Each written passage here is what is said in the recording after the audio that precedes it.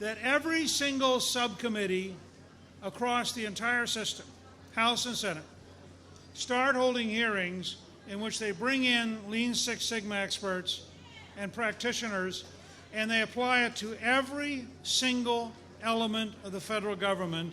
And the goal is, before Thanksgiving, remember, Mike George, who may be a little optimistic, believes that you could save $500 billion a year. I've actually talked to some other people who think he may well be right. This is the biggest idea for rethinking how you run government since the civil service ideas of the 1880s. So this is the biggest idea in 130 years, to really rethink it. So imagine all the subcommittees and committees had the assignment, learn how to do this, learn how to apply it, and by November save more money than the Gang of 12 is assigned. They're assigned to come back at about $1.2 trillion or $1.3 trillion. What if we just took Mike George's number? If they got $500 billion a year, that would be $5 trillion over 10 years. That would eliminate the committee. So I'll just close with this thought. I think what you're doing is historic. I think it transcends presidential politics. I think it will eventually affect every school board, every city council, every county commission. It'll become part of how Americans think about being effective and being productive. And I'll just close this thought. I'm not here to ask you to be for me. If you're for me, you're going to vote yes, go home and say, I sure hope Newt solves it.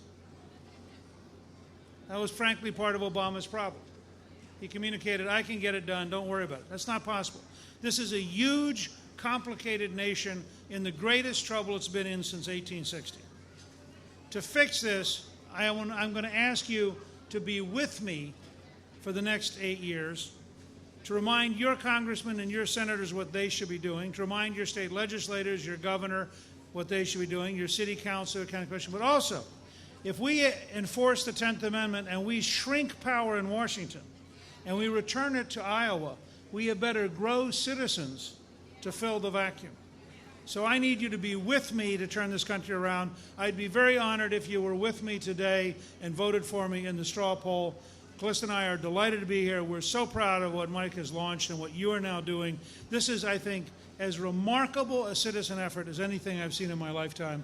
And I encourage you, go back home, tell your friends and neighbors, tell your local newspaper and radio and TV, launch your own websites, keep growing this idea, tell your friends around the country. Strong America Now could actually end up making America strong once again. Thank you very, very much.